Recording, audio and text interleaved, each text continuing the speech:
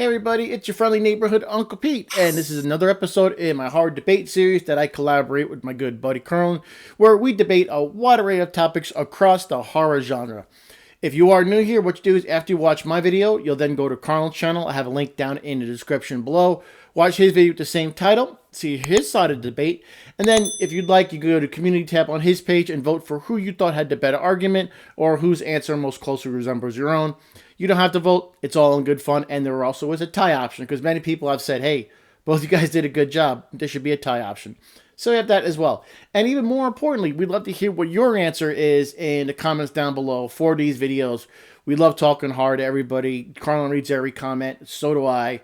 Every like, every share, and subscribe. It all means a lot to us. So you can really help us out by doing all that fun stuff. Really do appreciate it. So what are we debating this week?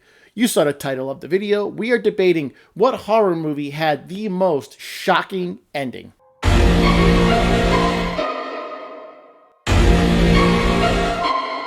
There are a lot of horror movies out there with shocking endings. It kind of goes hand in hand with horror in some cases.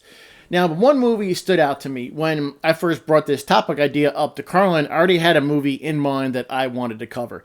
And he and I will do that all the time. We'll bring up topics to each other and discuss, hey, that's a good one.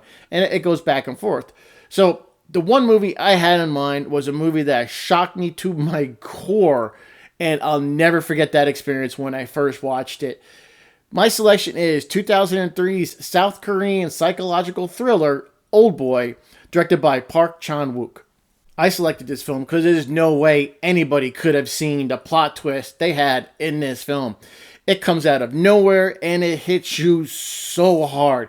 I remember watching this film with MJ and we were both yelling at the TV screen, holy shit, you know, and that the movie goes without saying, once you watch this movie, you know exactly what we're talking about. But of course, spoilers are ahead. So the protagonist of this film is Oh Dae-soo. He's mysteriously kidnapped and imprisoned in a makeshift hotel for 15 years. Now, during this time, he's got no contact with anybody in the outside world, and he's always left to wonder the reasons why he's, held in captivity. Now, Dae-soo's only window to the outside is a television set that keeps him informed about current events. One day after 15 years, Dae-soo is released from his imprisonment in that hotel, and he embarks on a mission to uncover truth behind his imprisonment. As he's investigating, he encounters a mysterious man, Lee Woo-jin. Now, Lee Woo-jin provides him with some clues about his imprisonment, but keeps the full truth hidden. And he tells him it's not about the who is responsible for this, but the why. That's the journey Dae-soo is going to go on. On this journey, he meets a young woman, Mi-do, and she works at a sushi restaurant. She kind of feels this connection to him, and she decides to help him on his journey to find the truth. Now, there is a strong chemistry between these two, and eventually their connection does lead to these two making love. While Dae-soo was in prison at a hotel, as I mentioned, his only connection to the outside world was this television set. When he was watching one day, he learns that his wife was murdered, and he was actually framed for this murder, but he's technically missing since he's in imprisonment. And he also learns that his daughter was adopted by a new family, and this really upsets Dae-soo. He's driven by revenge, and this motivates him to continue to dig deeper into the dark secrets of his past. As the story unfolds, it's revealed that Dae-soo's imprisonment was part of an elaborate revenge plan orchestrated by Woo-jin. The motive behind his revenge, it goes back to a tragic incident from their past involving Dae-soo and Woo-jin's sister. When Dae-soo was a teenager, he witnessed Lee Woo-jin being intimate with his biological sister. Dae-soo told his best friend, and then rumors started to spread throughout the school, and this resulted in Woo-jin's sister, being traumatized by this, so embarrassed, she does unalive herself. Now, the climax of the film takes place in a surreal, hypnotic confrontation between Dae-soo and Woo-jin, where the full extent of this twisted plan is now going to be exposed. Now, I feel this really intricate plot adds to the shocking nature of this film, the way it all ties in together. It's a plan crafted over 15 years just for revenge. Woo-jin tells Dae-soo everything he's done after being released has all been part of this orchestration.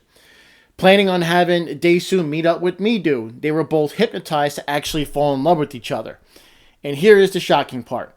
Mi-do is Dae-soo's biological daughter.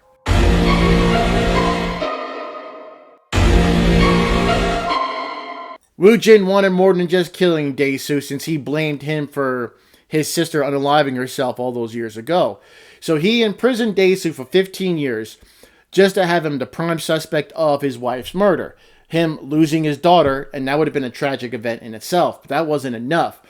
The plan of having Daesu in prison for that 15 years just to ensure he loses all contact with his daughter, then pushing them together to commit incest.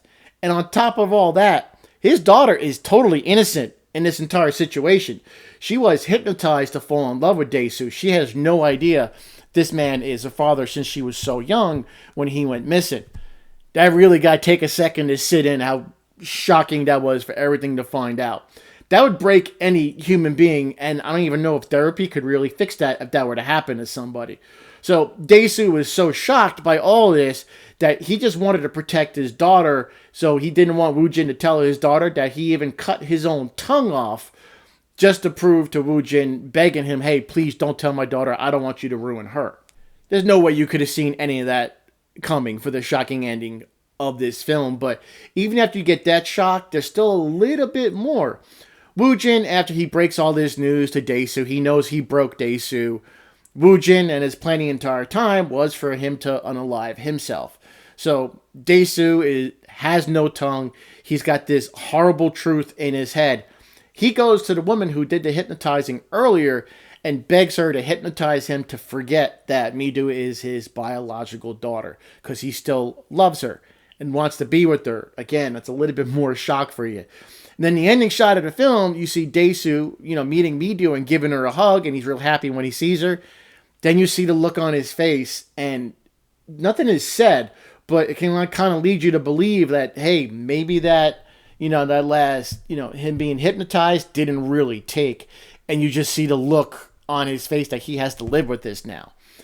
And there are many shocking endings in horror movies, but some of them, even if you don't see it coming, like in movies like The Mist or Seven, I think you can still draw a conclusion that it was feasible based on the story. Now, could you have predicted the ending of The Mist? Maybe, but maybe not, since the book did end differently. But I feel like the ending of that movie still fit the narrative of the plot. You can kind of see how they got from point A to point B in that film. And it's not the most shocking thing in the movie when you just get a surprise death, even if you didn't see it coming. I think there's more shock to what happened in Old Boy, other than just, a shocking death from out of nowhere. So that's why I feel Old Boy really differs from the rest. The whole film, you're asking yourself, why? Why was Daesu kidnapped for 15 years? Why are they doing to them? What could he have possibly done? Then you find out at the end of the movie, Daesu went through all of this, 15 years plus of a complex plan, was to ruin his life by pushing him and his biological daughter into an intimate relationship without their knowledge. For some people, that could be worse than death, as far as I know. And again, even after that shock, the movie ends with Daesu going back to Mido, thinking he's hypnotized, to forgetting that she's his daughter. So he was still going to go be with her, but just hypnotize me so I forget. It just, you're pulling your hair out. It's such a wild, shocking ending. Like, I don't know what's going to happen. What would happen next after this film with these two? And just, the movie leaves you speechless and just confounded, like, oh my God, what the hell did I just watch? Yeah, so for me, 2003's Old Boy has the most shocking ending I've ever seen in a horror movie. It's my favorite, and it's probably one of the most shocking endings I've seen in all genres on film. Too bad outside of the horror genre, you don't really hear it talked about that much, but 2003's Korean psychological thriller, Old Boy, has the most shocking ending I have ever seen in a horror movie. Thanks for watching. I really appreciate it. Now, please go to Carl's channel if you haven't done so already. There's a link below. Watch his video on the same subject, and then if you like, you can go to the community tab on his page and vote for who you thought had the better argument. Also, let us know in the comments below what you feel the movie with the most shocking ending is in horror. I love to read those comments. I love talking horror with everybody. Don't forget to like, comment, share, and subscribe. All that fun stuff. It really helped me out. I put out at least 1 or 2 videos a week. A lot of fun, and I hope you're having fun. And subscribe to Carl's channel as well. We both put out great content, a little hard work, and you can take us by hitting that subscribe button and like. All right, great. That wraps it up. We'll see you here in 2 weeks where we tackle another topic in the horror genre. And if you have any recommendations for a debate, put that in the comments down below on my video or Carl's video, and we will take a look at it. Awesome. Take care of yourselves, take care of each other, be good to yourselves, and be good to each other.